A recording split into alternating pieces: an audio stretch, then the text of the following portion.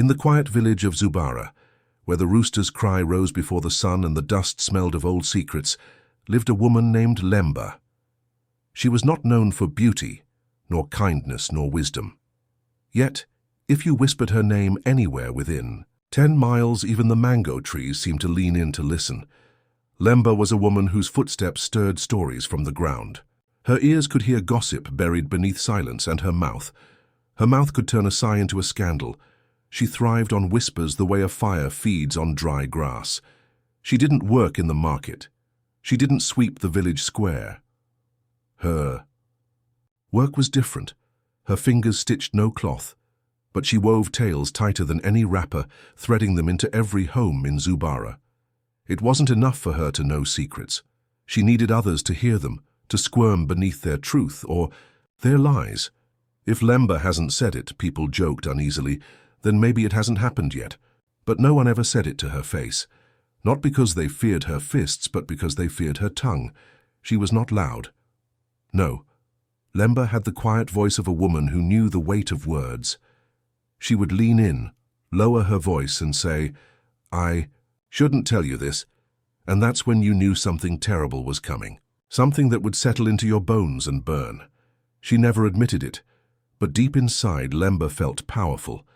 Knowing what others didn't, holding people's truth like stones in her pocket, gave her a sense of control. She could raise someone, up or destroy them, just with a whisper. And then one day she found the story that would ruin everything. It was an evening kissed by the gold of a setting sun. The air was thick with the smell of roasted groundnuts, and the village kids chased goats through the alleys.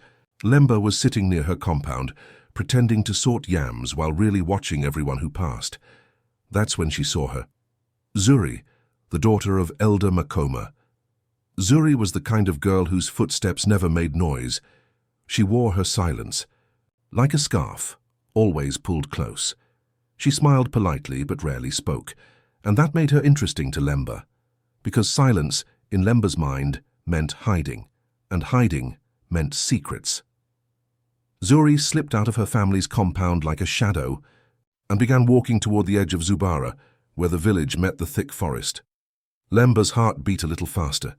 She dropped the yam knife and stood, her bare feet silent on the packed red earth. She followed. With the grace of a wild cat, Lemba stayed just behind the trees, crouching, listening. Zuri moved carefully, glancing over her shoulder more than once, but she never saw Lemba. The girl finally stopped in a quiet clearing where the last light of day shimmered between the trees. That's when he appeared.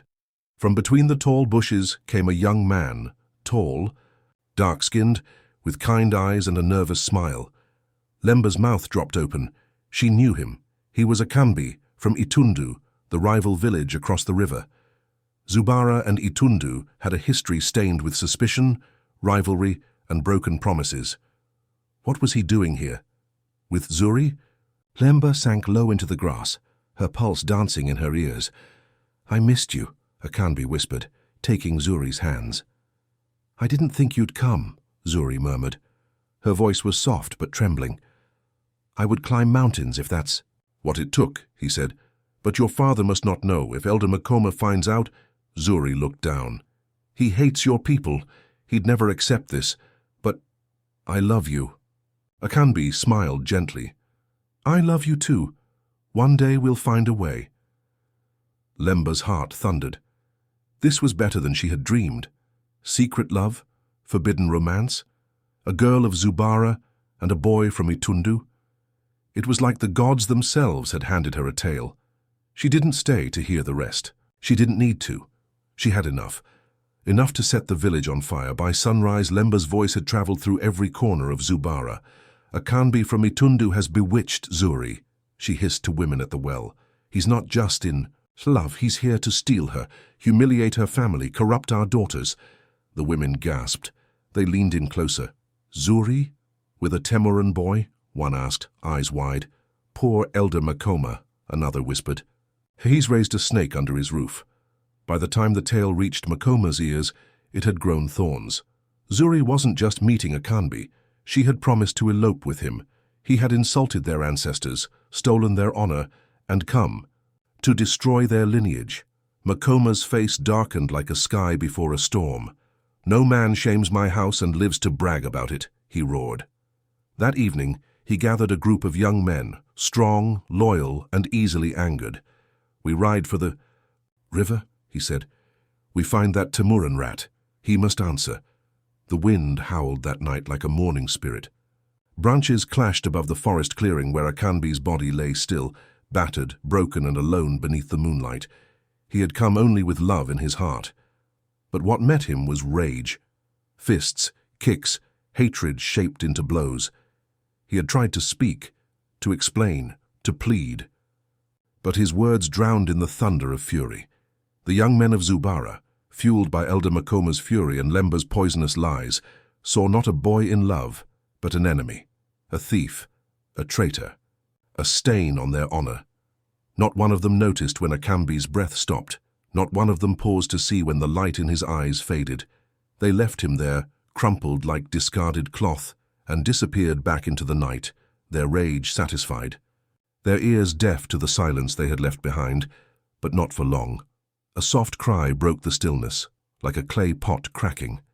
Zuri emerged from the trees, her sandals dusted with forest soil. She carried hope in her eyes and love in her heart, but both shattered when she saw what lay before her. Her body dropped beside him. Her fingers touched his swollen face, trembling. She tried to call his name, but no sound came. Only a hollow. Taikasp escaped her lips. Then, with the force of 1,000 spirits, she screamed. The sound rolled over the village like thunder. Windows flung open. Mothers clutched their children. Even the wind changed direction, as if fleeing from what it had heard. The people came running, lanterns in hand, eyes wide with confusion and fear. They found her there, kneeling, arms around Akanbi's lifeless body. Her wails twisting the night into something sharp and painful. A hush fell over the crowd. No one dared move. No one dared speak. And yet, Lemba was there. She stood slightly behind the others, arms crossed over her chest, watching. Her eyes were wide, not with sorrow, but with a strange mixture of curiosity, guilt, and something darker. Something like pride. She had not meant for this. No, she had wanted a scandal, not a death. But deep inside, where truth hides like a snake beneath a basket, Lemba felt no true regret. "Secrets are dangerous," she whispered to herself, as if justifying what had happened. "People should be more careful." Zuri's cries turned to words. Her voice, hoarse and trembling, rose above the silence. She looked up, scanning the crowd, until her eyes locked on Lemba. Her gaze was fire. "You!" she roared. The villagers gasped. Lemba flinched. "You, Lemba of Zubara, you who lives to taste other people's secrets, you who stretches your neck into homes that are not yours." Zuri's voice cracked with rage, her tears running like rivers. Down her cheeks. "If it is a long neck you want, then so be it. Let it stretch, let it grow. May your neck reach every door you've poisoned with your words. May it never stop growing until your own shadow cannot follow you." A silence deeper than any night fell upon the crowd. Lemba's face turned pale. Her lips twitched as she tried to laugh. "The girl is mad with grief," she said weakly. "She doesn't mean it." But her voice lacked conviction. Even the elders did not speak. Their faces were grim, their eyes clouded with ancient fear. Because sometimes grief speaks truth. That night, as the moon reached its highest point, Lemba tossed in her bed. Sweat clung to her skin. Her heart pounded like drums at a funeral. Every time she closed her eyes, she saw Zuri's tear-soaked face and heard her curse echo through the dark. She tried to shake it off. "Nonsense," she muttered. "Words can't stretch necks." But then she felt it. A strange tug. Not on her arm. Not on her leg. Her neck. It was as if invisible fingers had wrapped around her throat and were pulling, slow, gentle. Steady, she sat up fast, clutching at her neck. It tingled, it burned. Her breath caught. She rushed to the small cracked mirror by her sleeping mat. Her reflection stared back, wild-eyed, sweating, afraid. And there it was, her neck, longer than it had been. Not by much, but enough. Enough to feel wrong. Enough to freeze the blood in her veins. She stumbled back, letting out a scream that tore through her hut, through the silence, through the very heart of Zubara. The neighbors woke at once. Old. Men rubbed their eyes. Women tied wrappers around their waists. Children peeked through bamboo fences. What was that? Someone asked. It came from Lemba's hut, another said, voice thick with dread. Within moments a crowd had gathered outside her door, and when she emerged, it was not the sharp-tongued woman they remembered. It was something else. Her head floated higher than it should. Her neck arched awkwardly, skin stretched unnaturally, her hands clutching it like she could push it back down. Her eyes were filled with terror. "Please," she whispered. "Help me." Gasps rippled through the crowd. No one moved. "She's been cursed," one elder finally muttered. "It's justice," another said under his breath. Some villagers turned away. Some stared in silence. A few nodded grimly, as if they had known it would come to this. "Take her to the healer," someone finally said. "Only Elder Gawa can know what to do." Two young men stepped forward reluctantly. They didn't touch her. They only walked beside her, guiding her down the path like one would guide a wandering spirit. The sky was heavy that morning, weighed down with clouds, as grey as regret. Birds refused to sing. Even the goats bleated low, as if sensing that something had shifted in the bones of Zubara village. Along the winding red path, people gathered, whispering in clusters, watching with a mix of pity and grim curiosity as Lemba stumbled toward the healer's hut. Her body shook with each step. Her long neck now curved forward under its own weight, like a branch stretched too far. She held it with trembling arms, her eyes wide with terror and confusion. Children peeked from behind their mothers. Elders stood in silence. No one dared laugh. No one dared speak. They had seen pride in Lemba before. They had heard her voice ripple through the village like thunder on dry leaves. But this was different. She looked like a woman unraveling. And perhaps she was. When she finally reached the hut, she paused, gasping, her chest rising and falling like the tides. The mud hut was small, covered in creeping vines. Smoke rose gently from the chimney, scented with roots and ash. From inside, the old healer Elder Gawa stepped out. His eyes met hers. He didn't need to ask what was wrong, he already knew. "Come, daughter," he said quietly. Lemba sank to the ground just before the threshold, as if her legs could no longer carry the weight of her shame. "Please," she choked, her voice barely a whisper. "Please make it stop." Gawa watched her with the calm of someone who had seen many storms before. "My neck," she continued, gripping it tightly. "It keeps growing. I don't understand. It pulls and stretches. Every night. Like something is trying to tear me apart." Gawa knelt beside her, placing one hand gently on her shoulder. "This is not a fever, Lemba," he said, his voice soft. "This is not a curse from herbs or snakes or spirits. This is a burden carved by your own tongue." She stared at him, her face streaked with tears. "I didn't want this," she cried. "I didn't mean for a Canby to die.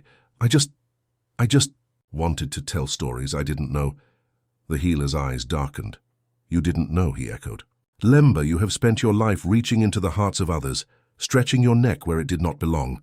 You took what was private and made it public. You mixed truth with lies, and now your own body wears your sins." She shook, her head in disbelief. "But I only meant to share what I heard." "Words are not leaves you can scatter in the wind," Gawa replied. "They take root, and once they do, they grow into something you cannot always control." Lemba let out a long, hollow moan. She covered her face with her hands, weeping. Her once confident posture was gone. Her shoulders sagged, her spirit bent. "What will I do?" she sobbed. "How can I live like this? People stare at me like I am a monster. They whisper now about me." The healer sat beside her, folding his legs slowly. He gazed into the fire pit in front of his hut, as if trying to read a message, written in flame. "I cannot undo this," he said at last. "Only time and your own humility can mend what has been broken." "But how?" she begged. "How do I fix it?" Gawa sighed, his voice suddenly distant, like wind through the trees. "You cannot bring a Canby back. You cannot erase what you said, But you can choose silence, you can choose stillness, and you can choose sorrow. Perhaps if you carry those things long enough, your neck will stop stretching, perhaps. She looked at him, eyes desperate. That's it? Just wait. Hope. You must live each day without speaking of another's life. Let no secret pass your lips. Let no whispers guide your feet. Only then will the gods know you have learned. Lemba felt something cold settle in her chest. He was right. There was no magic here. Only the bitter medicine of truth. Her neck swayed as she slowly rose to her feet. The villagers still waited outside. Some with pity, others with judgment, a few with fear. She had once walked among them like a queen. Now she returned like a warning. The path back to her hut was lined with silence. People stepped aside as she passed. A few shook their heads. Others simply stared. Children pointed until their mothers hushed them.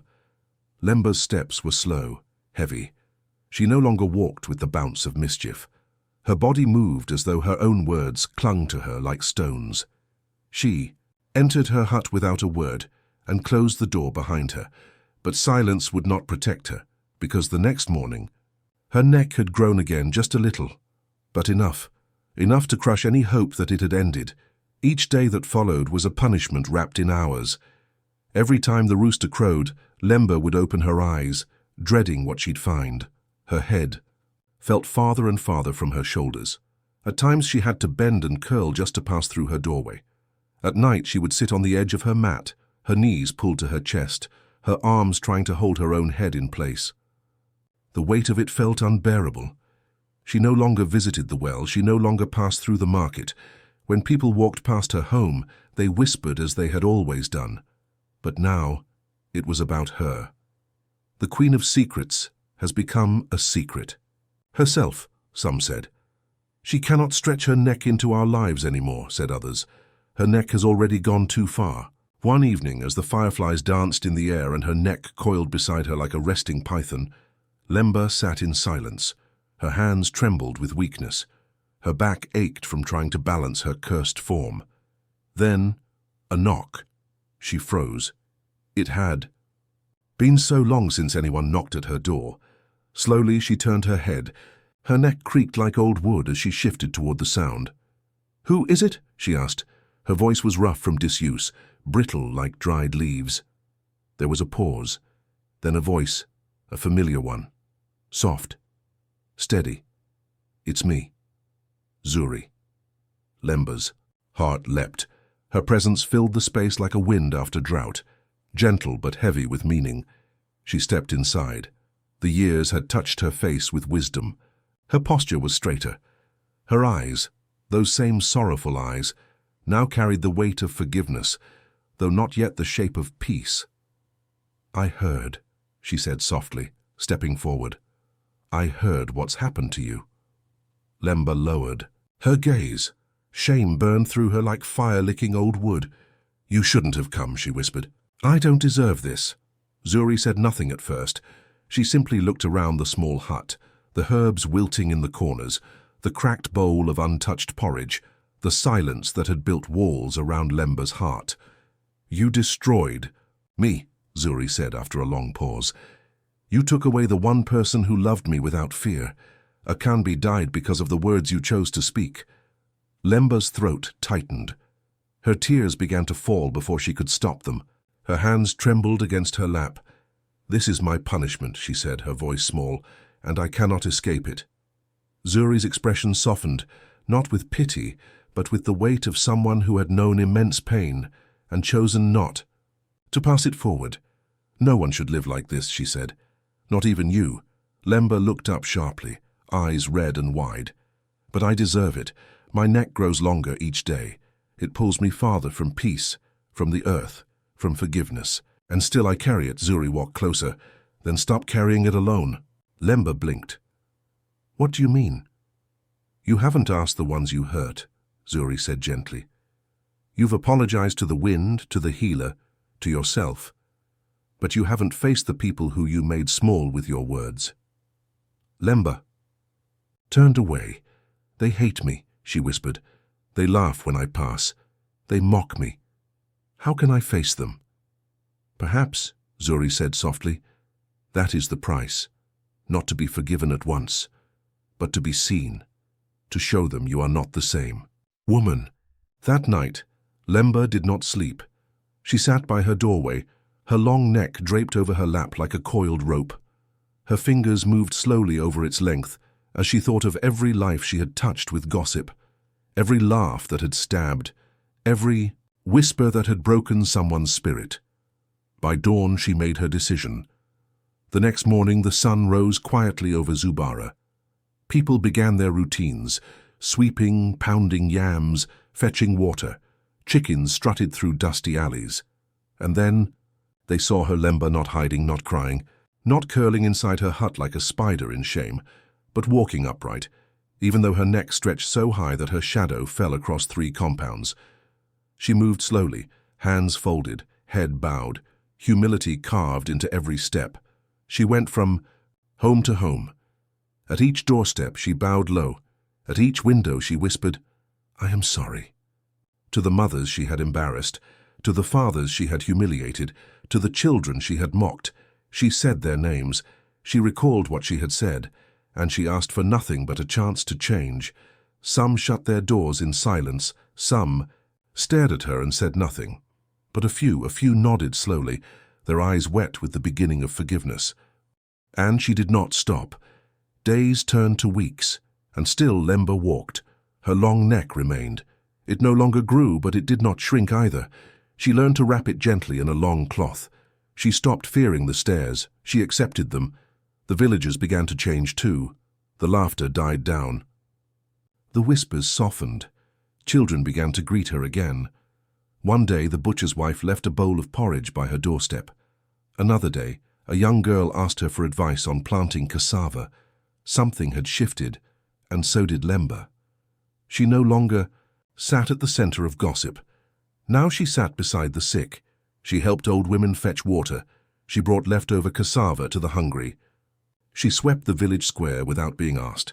She still spoke, but only kind words. And when someone tried to feed her gossip, she would only smile and say, "That is not mine to carry." Her hut changed too. The vines grew green again. Smoke returned to her chimney. Birds nested by her window. Then one day Elder Gawa came to visit. He sat across from her, watching her carefully. "You have changed," he said simply. Lemba nodded. "I had to." "Your neck has not shrunk," he noted. "No," she said, touching it gently, "but I've learned to carry it." Gawa smiled. Sometimes the curse doesn't end with shrinking. Sometimes it ends with strength. Seasons passed, and then years. Zubara slowly forgot the woman who had once poisoned hearts with her tongue. They came to know someone else instead, a quiet, gentle woman who helped where she could, who spoke when needed, and whose shadow stretched, long only because of what she had endured. But they never forgot her story. Children grew up hearing it whispered under the moonlight. Once there was a woman who stretched her neck into other people's lives until her neck never stopped growing. Mothers used it to teach their daughters. Fathers warned their sons. Elders repeated it during gatherings. And Lemba, she lived many more years. Her body slowed, her steps shortened, but her heart stayed strong.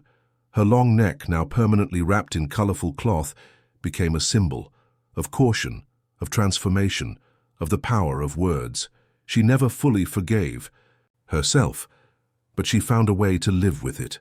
And sometimes in the evening she would sit by her door listening to the wind through the trees, smiling softly, because she knew the truth. What had once grown from pain had been tamed by humility. Words have power. Once spoken, they cannot be taken back. And if you stretch your neck too far into the lives of others, you may one day find that it is your own peace that is lost. If this tale touched your heart or taught you a lesson, don't forget to give it a thumbs up, subscribe to the channel for more powerful African stories, and drop a comment below. What would you have done if you were in Lemba's shoes?